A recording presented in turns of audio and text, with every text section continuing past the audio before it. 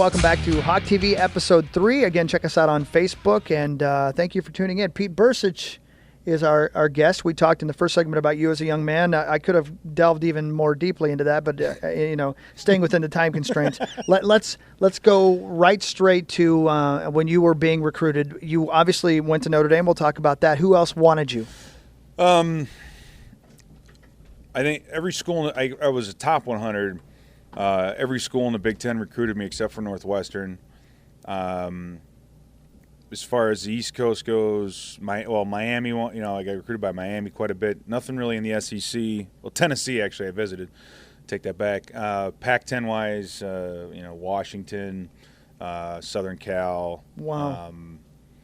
So I was in a situation where I could have almost picked really where I wanted to go. Penn State was independent at the time. Yeah.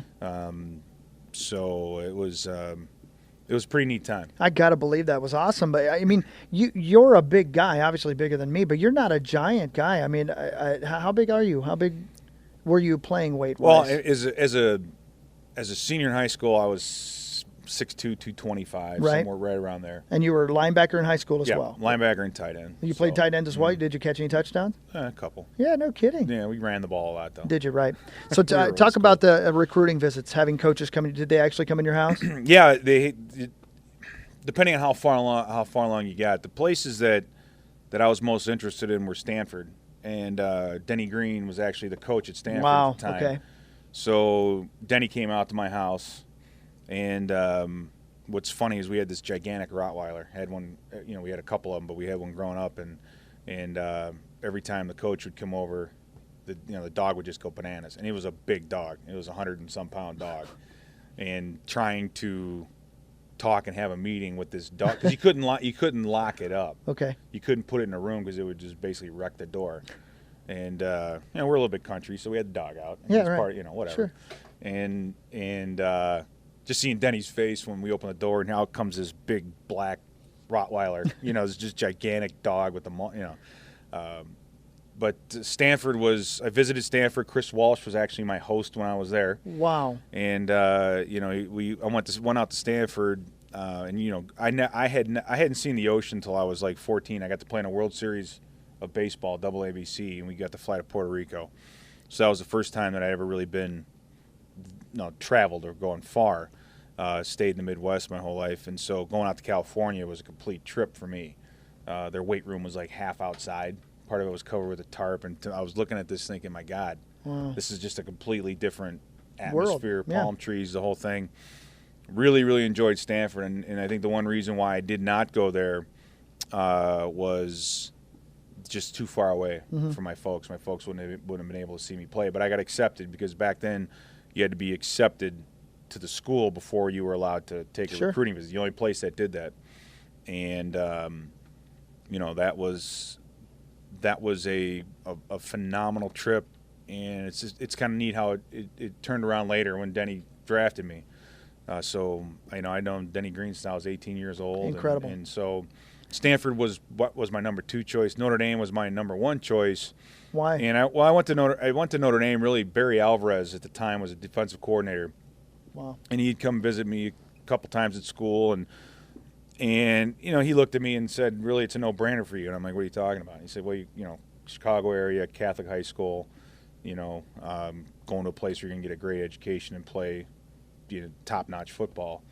He's like, "There really shouldn't be any question for you." And he kind of just laid it out to me like that, and I just looked at him and said, "Yeah, it makes sense." So Notre Dame was another place I visited. I visited Illinois, Tennessee, and then Michigan State because my dad played there. Right. And the only other place I had interest in going to was Air Force Academy. Ever since that was the one thing I wanted to do when I was a little kid was be a fighter pilot. So I wanted, airplanes. That's all I wanted to do. And I remember when they called me and I finally told them I wasn't going to go there. I was thinking, it hurt. It was weird. It was another fork in the road, so to speak. But for sure. Did anybody? Because we're talking late '80s, right? Yeah. Yeah. Late '80s. Did anybody offer you anything clandestine to get you to come to their school? No. Nothing like that. No chicks at on the recruiting visits. Well, they were there. Yeah, I mean, it wasn't. That stuff.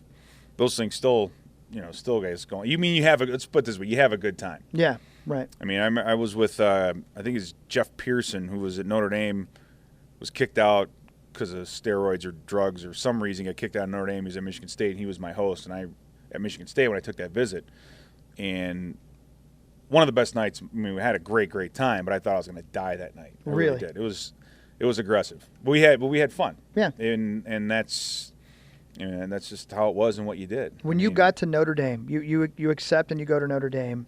Who are some of your teammates then? And name some of the greats you played with, because that's Notre Dame with Lou Holtz at its height. I love telling this story as a freshman.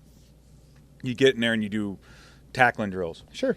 And I look across and I see who I'm going up against, and I see, Ricky Waters, Jerome Bettis, Rodney Culver, Tony Brooks, Reggie Brooks, Lee Becton, and Anthony Johnson. I mean, and you're looking for the walk-on. You're counting. You see that, the 6 guys a walk-on, and I'm counting my line.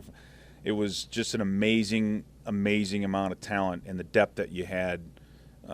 You play, and you knew that going in there. You're going to play against the best. Yeah, practice against the best.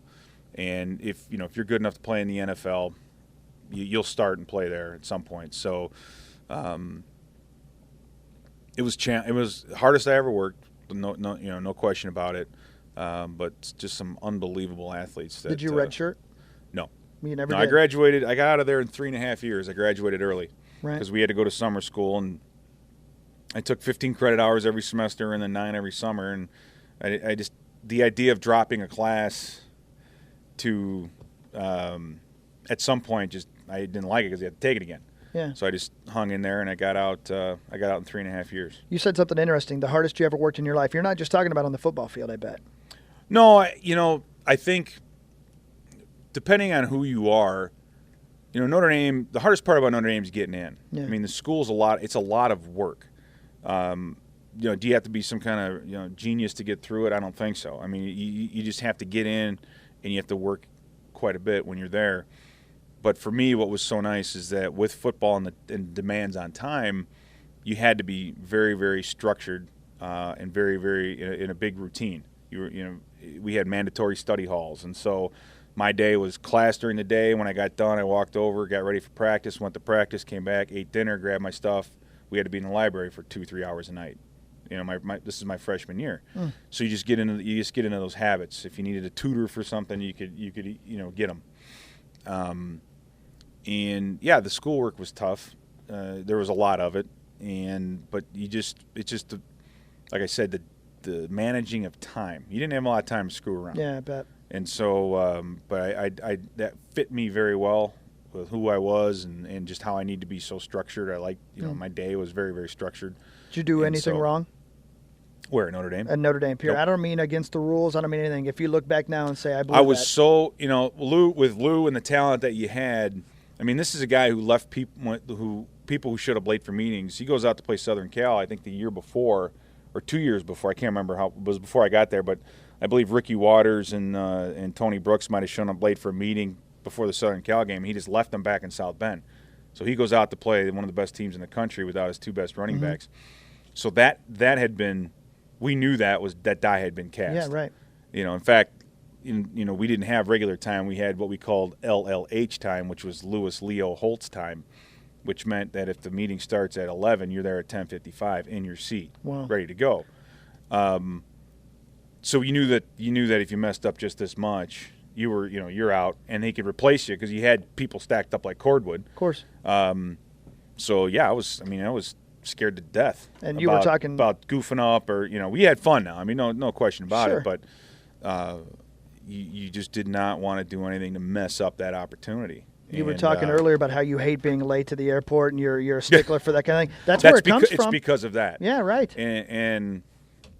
I spent 4 years in Notre Dame, 7 years in the NFL, 4 years of coaching, and I was never late for a meeting ever. In 15 years of meetings and talk, in football, that's all you do is meet. And I was never late for one of them. Part of it is because of that. I mean, when I was in the NFL and we used to leave from the gates, now we go to the tarmacs,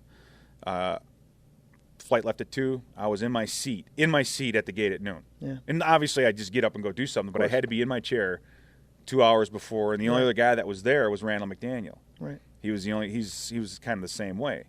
And that never left me. I still have it to this day. Whenever I fly, I love flying. You know, I as soon as I get through security, I take a breath, and I'm like, I'm here, I'm okay, I can relax. Right. But I still have that. I don't know what it is. That phobia of being late, and it was instilled in me as a college kid. Couple quick things, real quick, and then we'll move on from college to playing with the Vikes. Lou Holtz, love him, hate him, in between what? You know, I always start this by saying, if I could do it all over again, would I do it again? Yes, I would. Okay. You know, it's a long story. We won a lot of football games with him. I think so much of what he did and how he prepared us mentally and all that was borderline genius. Just how he managed us as a group and how he can manage a team was very, very good. On the flip side, there was a lot of other things that I did not care for. Like? And, well, just kind of how you were handled. I mean, if for example, in the NFL, if you're playing a team that throws the ball a lot and you may not play because of the game planning situation, you know, they would tell you that. You know, you may not play a lot this week because we have this, and this. Kind of like Ben Lieber. He comes out in nickel. Yeah. Hey, we're going to be in a lot of whatever. In Notre Dame, it wasn't that way. It was he'd come down, watch practice, you'd mess something up, he'd kick you out, and then leave, and you would think it was your fault. Wow. You know what I'm saying? Just stuff like that. Mind games. Oh my God, mind games to the point where I remember one camp we were lifting during camp, and a weight fell on my toe. I broke my toe, and ended up the nail got all messed up, and I'm getting a staph infection. So I'm walking off the field. I'm ready to pass out. I got a temperature, so I miss a day of practice with an IV in my hand. We had another guy, Anthony Peterson, who's a great guy, I love, kid from Pennsylvania. He had hurt his hamstring, and so the next morning we were both at practice, and so I'm standing next to Anthony, and Lou drives up in his cart on the left side of me, and Anthony's sitting over here, and he leans forward and looks at Anthony. Says, "You know, how you feeling?" "I'm great, Coach." He's like, "Well, we need you back in a hurry," and then just drives off. You know what I mean? In the first year you're there, you're like, "Oh my God," because the first time he talks after a practice, you're like, "This isn't the guy that was in my living room in the recruiting trip," you know. And so the first year that you respond to it, but after a while, you're just like, you know what? Enough of the mind games. Yeah, It sounds like a bellyache, man. It sounds like a constant bellyache. It was. Yeah, it was. Especially like you said, because you have so many good players behind you, you're always in danger of losing your starting job. Absolutely. He had some. When he said those kind of things, he had teeth to it. Really, it was a thing where you get down, you get hurt, move the drill up 15 yards, let the trainers deal with them. You know, he basically was saying he basically had a way of painting it where if you got hurt, it was your own fault because you're either out of position or not in a good football position or And the first year or two, you sit there and you're like, okay, yeah, and then after a while, you're like, I've heard this before, right? And so I had absolutely no relationship with the guy. I never went to his office, and that's one of the things that just trips me out about colleges now and these coaches that have these relationships with players. I mean, as much as it drove me nuts back then, I look back now and think, you know what? That's kind of how maybe it should be. Really? It just, you should not have a relationship with your coach. You know what I'm saying? The coach should be. I mean, I remember in college, if I saw a coach coming down the hallway, I would duck. You didn't want to see him. Wow. And then you go back. I went back. I used to work out at Notre Dame when I was playing here, and the coaches are talking to the players and they're laughing and I just kind of didn't sit right with me at the time, I guess. And that's again how colleges have changed. Right. I got so much more I could ask you about that, but we have to break, and we'll come back, and you'll get drafted by the Minnesota Vikings, and you will play for the Minnesota Vikings. So we'll talk about that, and we'll go into quick questions. That's Pete Bercich. My name is Chris Hawkey. Meets us is back there somewhere. This is Hawk TV. We'll be right back.